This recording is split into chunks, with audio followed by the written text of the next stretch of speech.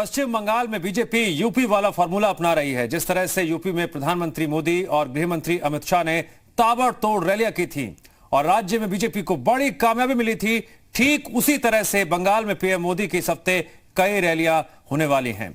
अमित शाह का दौरा आज से ही शुरू हो गया है।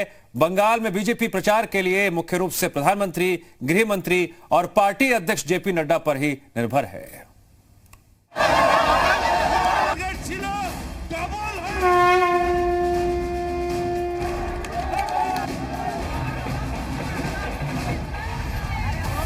दीदी, ये आवाज सुनिए, ये शंखनाद सुनिए। अब हर तरफ से एक ही आवाज है, टीएमसी का खेला शेष।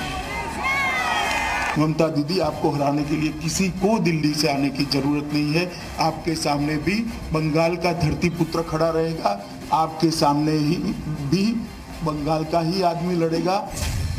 बंगाल में बीजेपी का यूपी फॉर्मूला। बंगाल में चलेगा पीएम मोदी अमित शाह की जोड़ी का जादू।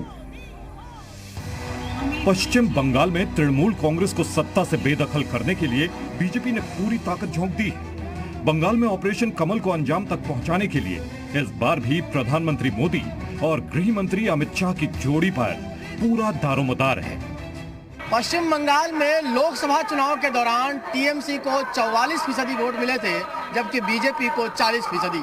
बावजूद इसके बीजेपी को बड़ी कामयाबी नहीं मिल पाई थी। इसीलिए बंगाल विधानसभा चुनाव में बीजेपी ने यूपी की तर्ज पर रणनीति बनाई है। इस रणनीति के तहत प्रधानमंत्री मोदी और अमित शाह की ज़्यादा से ज़्यादा रैलियां कराई जाएंगी, ताकि रिजल्ट बिहार, कर्नाटक और यूपी जैसा मिल सके। प्रधानमंत्री नरेंद्र मोदी पश्चिम बंगाल के पुरुलिया में 18 मार्च को, मिदनापुर के कोंताई में 20 मार्च को रैली करेंगे। इसके ठीक एक दिन बाद पीएम मोदी 21 मार्च को बांकुरा जिले में भी जनसभा को बंगाल में चुनावी रैलियां करने वाले हैं। अमित शाह आज और कल बंगाल के दौरे पर रहेंगे। सूत्रों के मुताबिक इसके बाद अमित शाह बंगाल में 19, 26 और 27 मार्च को जनसभा को संबोधित करेंगे।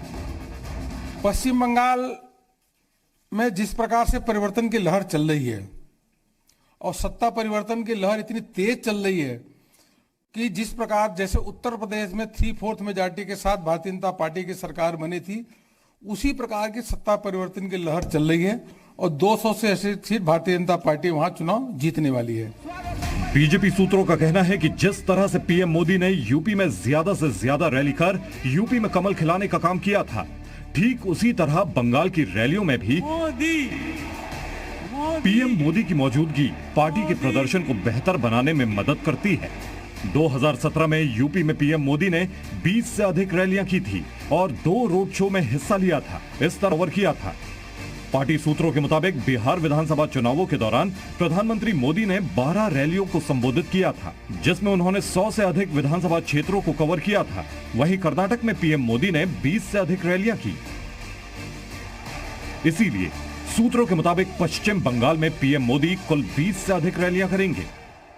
बंगाल में ममता दीदी दोबारा मुख्यमंत्री बनने जा रही हैं और जो नफरत की राजनीति करते हैं, दंगों की राजनीति करते हैं, पैसों की खरीद फरोख्त की राजनीति करते हैं, उनके मुंह पर करारा तमाचा लगने जा रहा है। यूपी चुनाव के दौरान भी बीजेपी ने दूसरी पार्टी के जिताऊ नेताओं पर फोकस किया था। तब बीजेपी बड़े पैमाने पर बीएसपी नेताओं को अपने साथ लाने में कामयाब रही थी। बीएसपी नेता केशव मौर्य, ब्रिजेश पाठक जैसे नेता बीजेपी में शामिल हो गए थे। कांग्रेस नेता रीता बहुगुणा जोशी भी बीजेपी में शामिल हुई थी। पश्चिम बंगाल में भी इसी फॉर्मूले के तहत कई टीएमसी नेता अब तक बीजेपी में शामिल हो चुके हैं।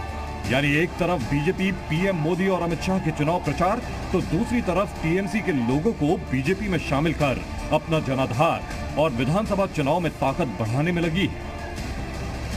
रवि त्रिपाठी, जी मीडिया, खड़गपुर।